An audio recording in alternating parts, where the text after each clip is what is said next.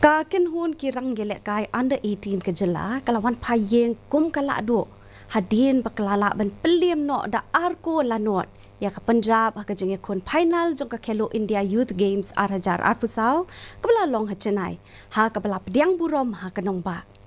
Katanat Sports and Youth Affairs kala penlong ya ka truck road show nak kabentah kani ka Kynhun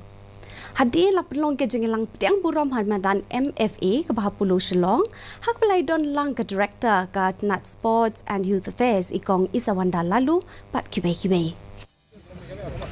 It is indeed such a happy occasion for each and every one of us to welcome you on this day. And in the finals yesterday, it was really a sight to behold. And for this, once again, we would like to congratulate you for your prowess on the field,